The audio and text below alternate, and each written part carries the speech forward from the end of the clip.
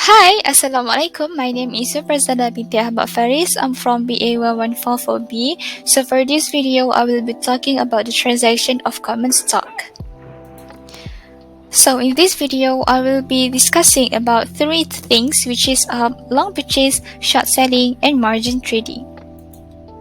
So, the definition of the long purchase. An investor's standard trading position is a long purchase. An investor buys securities and holds them in the hopes of profiting from future price increases. When the securities reach the target price, they will be sold. The goal is to buy these securities at a cheaper price and sell them at a higher or targeted price. So, in this slide, you will see the strategy for the long purchase is when an investor buy at a lower price and sell the securities at a higher or target price. So, hello, we are back again. I hope you don't find bored enough to hear my speech. Okay, so in this slide, I will be talking about the short selling. Short selling is when an investor sells common stocks without first owning them. This is known as short selling. In a reverse investing strategy, an investor will earn by selling high and covering the sell position by buying equivalent shares at a lower price. As a result, when the price of the security falls, you will gain profit. So in this slide, you will see the strategy of the short selling is when an investor make a profit by selling high and buying similar shares at a lower price. So now I will be talking about the advantages of short selling. Is a chance to profit from a price decline.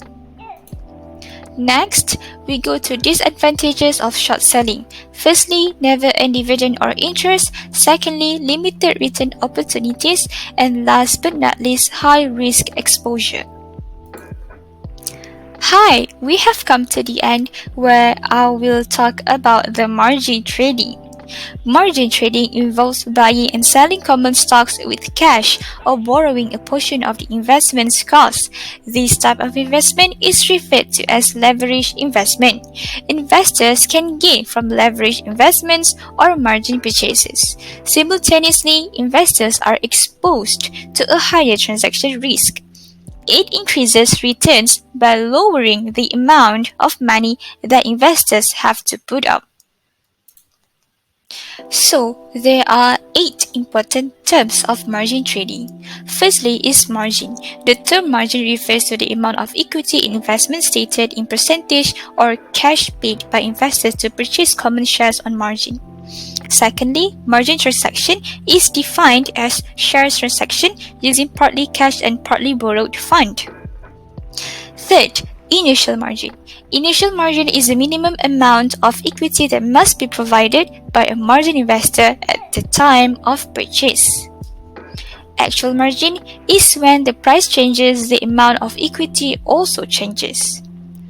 Maintenance margin is the percentage of the minimum amount of the margin to the market value that has to be maintained at all times by borrower in his margin account.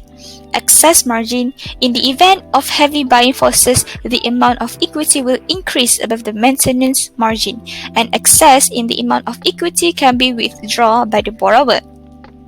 A margin call occurs when the volume of an investor's margin account falls below the broker's required amount.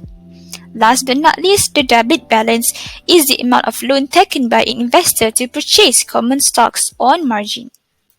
So for the advantages of margin trading, they have two, which is magnified return. The lower the amount of investors' equity in the investment, the greater the rate of return the investor will enjoy the price of the stock rises. Allow for greater diversification of security holdings. Investors can spread their limited capital over a larger number of investments. So in the last slide, I will be talking about the disadvantages of margin trading. They have two, which is magnified losses and the cost of margin loans. Magnified losses is when investors have the security potential to magnify losses if the security price falls. The cost of margin loans is the cost made is a stated interest rate which depends on the prevailing market rates and the amount of money being borrowed. That's all from me. Thank you for listening. I hope you guys can gain a new knowledge on the transaction of common stock. Bye. See you again.